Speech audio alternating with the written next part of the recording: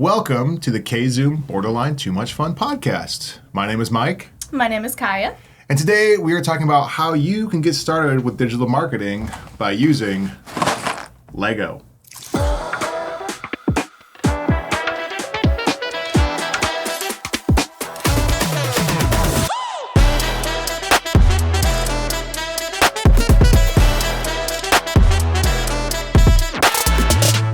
Today we're asking the question and hopefully providing some useful information of how can a company get started with digital marketing? And I thought it would be fun if we did this using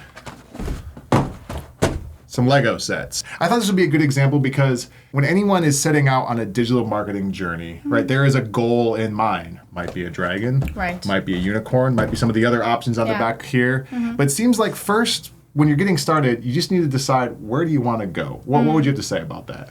Yeah, I mean, obviously when making a plan or a strategy, you want to know your goals first. And whether your goal is awareness or it's more actual sales, whether your goal is even hiring, getting the word out there that you need more people to work for you. I think that's the first place to start when actually building any sort of campaign at all. Well, today we need to decide our goal, Kaya. Are we going unicorn or are we going dragon? That is a hard choice. It's either two They're both magical. great mythical magical beasts. Yeah. We did have Leap Day. In honor of Daryl. Daryl, yes. In honor of Daryl, we're going to do this. So you start your journey. You got to figure out the pieces, right? So Yeah. we talked about, like, what's your goal? We have our goals here. Wow, there is really, truly 3 in 1. We have some sort of duck. We have a unicorn seahorse. But then we have our unicorn. So we're going to... Does the duck also have a horn? Is it a unicorn duck?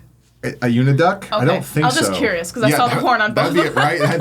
This is really leaning into the unicorn theme across the board. So once you have your goal, right, there's going to be some steps you can take along the way. There's going to be some instructions. What are some of the things that might go? And I'll try to not have horrible audio here because Legos are loud. But what are some of those steps that might be considered, the initial instructions? What would come next? I think in broad terms, like when you're going with digital marketing, there's obviously lots of different avenues. You have website, you have email, you have your actual social media platforms themselves. The next step then is figuring out, now you have your goals, figuring out your audience first. Because where and who your audience is going to determine what digital platform you need to be on. So if you're looking for like a younger generation, that's your target audience. Then we're talking like TikTok, we're talking YouTube, Instagram, probably texting more than email, I would say. If you're looking for maybe that older generation, we're talking Facebook, still Instagram, because there is kind of that gap now where I feel like, the 40 and 50-year-olds, they're on Instagram, So it's really just figuring out who your audience is next. Yeah. Then from there, trying to think about their behaviors and where they are online, and then getting in there. From there, once you know your online platforms, then it's trying to build content, which is where you really get into the weeds of things. Does your audience like humor? Does your audience like maybe more of like a subdued like tone or kind of like what their interests are, like picking the right music for your videos, picking the right words, like something they can identify with. So yeah, audience is where it's at. That's first step for everything. So there's a lot of pieces, just like, we have here, but really they come down to everything working and pulling towards this goal. And in our case right now, it's building a unicorn out of Lego. It can sound complicated, but it's just who are the people that you want to invite to participate in what you're offering or selling, and what are they like? And where are they? And where are they? That's a great first step. I think we're going to dump these out. I think we can actually do this. I'm going to try to keep working here and test my interview skills with you while working on some of these. Oh, these things. Okay. Oh, you got it. You're already first Look step at that. in. We're a couple steps in. So Kaya, what are some of the mistakes that are maybe made early on? So a couple mistakes people make. There's a lot that you can make. Like dumping all these Legos out and then be throwing more them on the organized ground. than this? Yes. Definitely be more organized. First thing is, one, people assume that they know what their audience wants. What is that? It's like a half moon. Yeah, I don't know. Oh, maybe is it? It's one of these guys, I think. It's purple? Yeah, because look, it goes like that. So it's like these little Oh, you arches. already had 3. I got that one. We need the other half moon though, because there's one on the other side. Is this one? So yeah, Assuming what the audience wants. They know what their audience wants. Interesting. That's the biggest mistake. I feel like they don't do the research first on their audience. They just go after what they think their audience is going to like, and then when they don't get results, it's just kind of like a wasted effort. So actually putting in the research first. Does that come from they kind of just think that their audience is like them? Yeah. Or how does someone end up down that rabbit hole? They think their audience is like them, or they go off of stereotypes, off of people.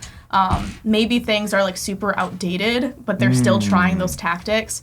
And it's really just as easy as like a Google search. There's so much information out there on demographics, on people, on trends. It's really just like an afternoon of really, especially if it's a super niche audience, it doesn't take that long to really just do a little bit of research first, figure out where they're at on platforms, figure out what type of stuff they're liking, what music they listen to.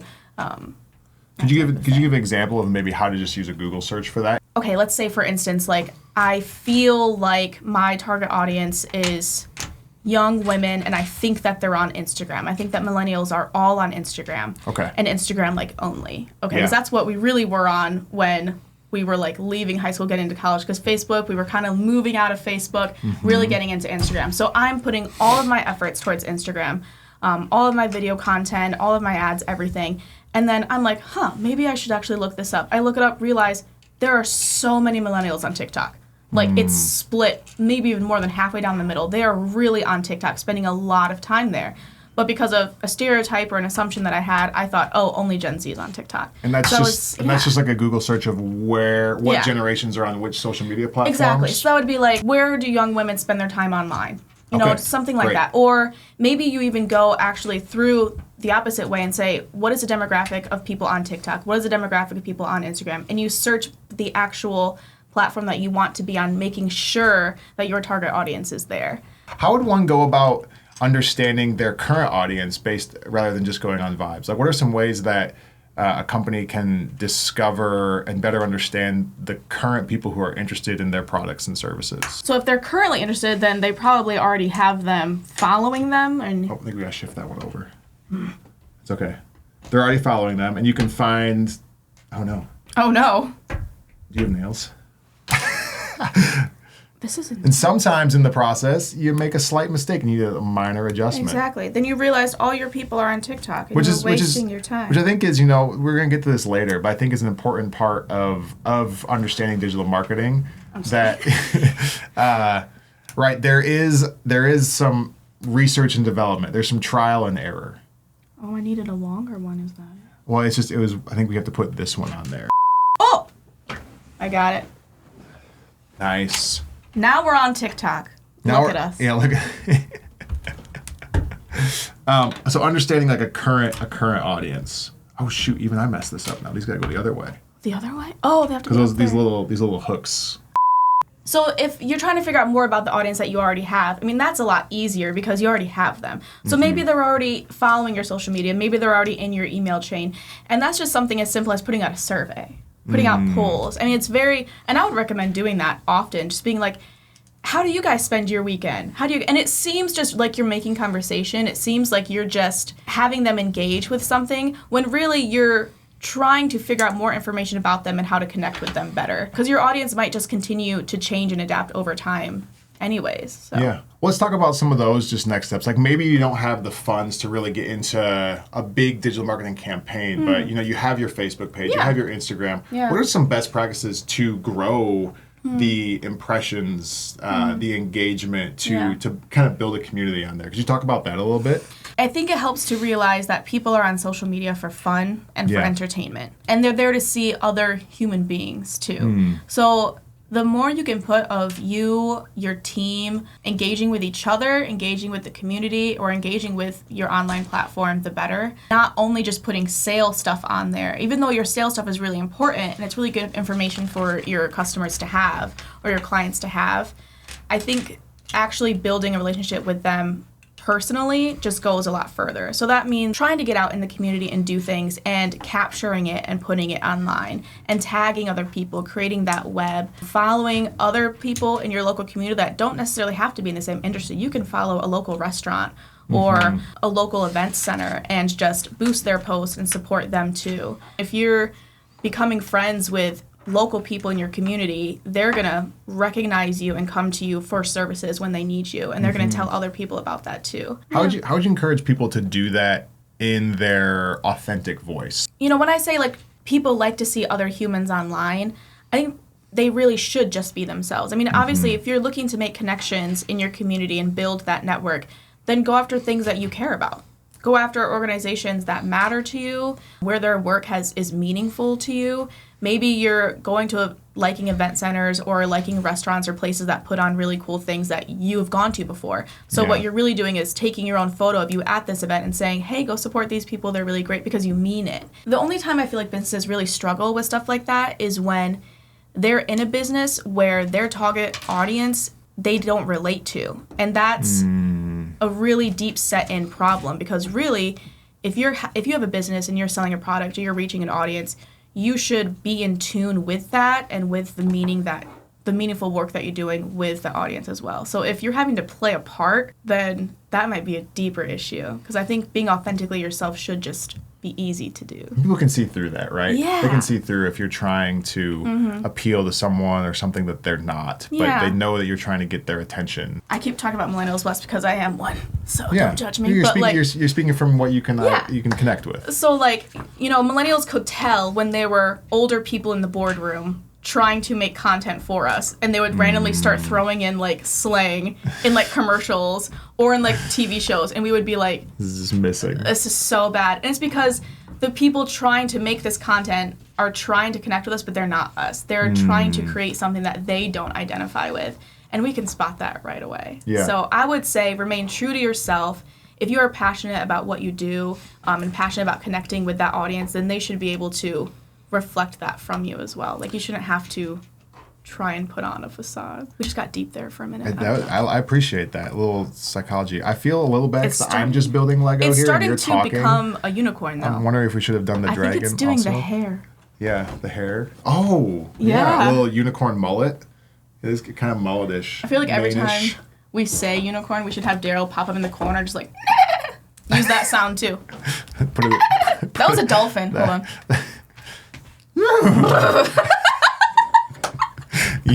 there's your blooper reel for Instagram ahead of time. Oh my That was gosh. good. So let's say they do have a little bit of a budget and they're wrestling with wanting to be all places at once. But how would you recommend maybe beginning to implement some of like that budget dollars? Do they put it towards ads? Do they put it towards having someone make higher level content? It's hard because you need both. Obviously, if you're going to make ads, you want that high level content to put money behind. You definitely don't want to put money behind something that's not good.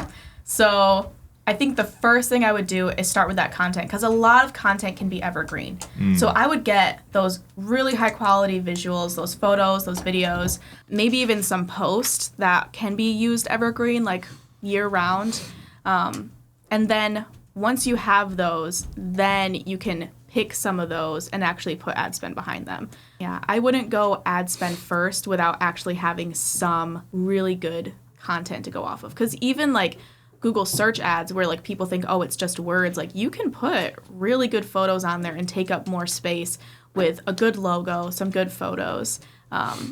Same thing on LinkedIn. Like, you know, if you're doing ads on LinkedIn or Facebook, you do need visuals for that to begin with. I mean, as far as doing on every single platform, I think there's benefits to doing ad spend on different platforms. I mean, if a lot of your audience is on Facebook, we're like, for us, we do have a lot of engagement on Facebook. People love to share our content. We have a lot of humorous content. So it just performs really, really well on Facebook and Instagram. That's like the best place for us to put our ad spend.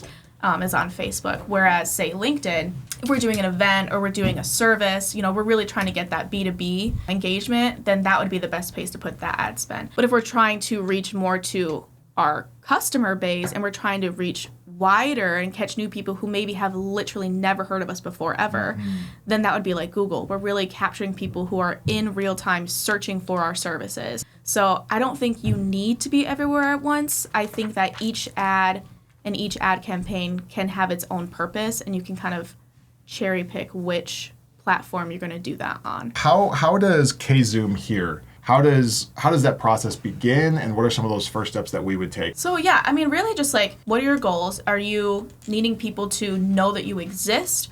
Are you trying to reach a new client base? Are you trying to maybe sell even a new product and you're trying to reach a whole new demographic? There's a lot of reasons why people might come for marketing, but it's really figuring out what your main pain point is, and that's the base plan. From there, once you have your goal, then it's who are you trying to reach to achieve that goal, whether it's demographics, whether it's locally, whether it's they're far away, whether it's online, whether it's you need people to come into the store. And then from there, then that's moving on to, okay, what platforms are you going to use to reach them? Do you need to be sending out mass emails? Do you need to be going on Google Ads and reaching people further? Do you have enough clientele and enough popularity on social media that you can rely just off of that? And then from there, that's when we build the content. We know what your goal is, we know who your target audience is, we know where they're at, and then we're just figuring out what content reaches them and they can identify with more. And then after that, once you know what content they're identifying with, they're really kind of responding to it, that's when you can put the ad spend behind it and really just boost it and kind of amplify it further. That would be the...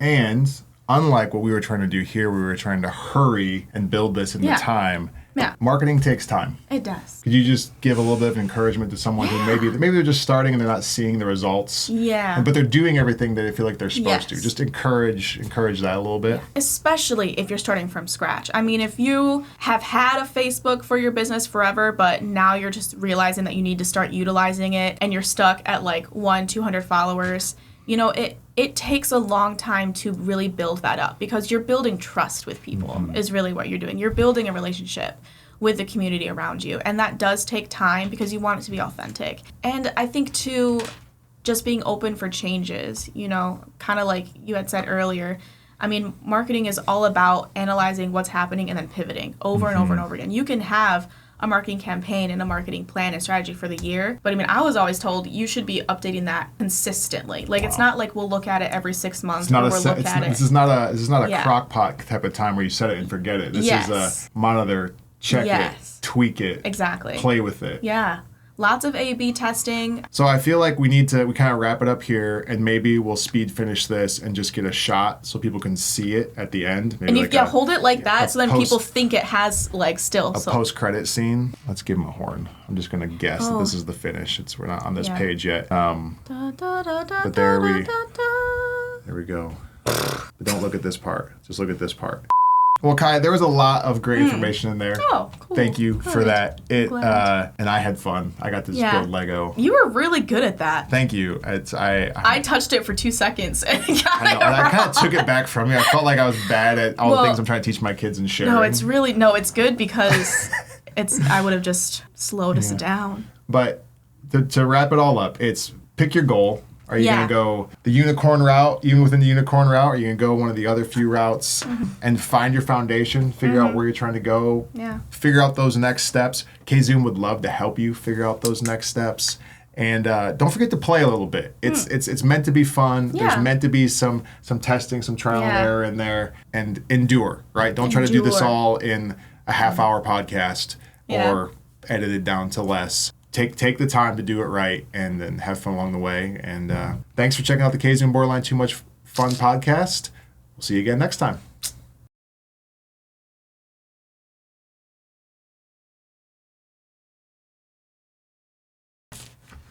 Yay! Yes! You can get so detailed with his knees. He has knees. Or elbows, I guess. There we go. Great. Cool. All right. Now we can stop.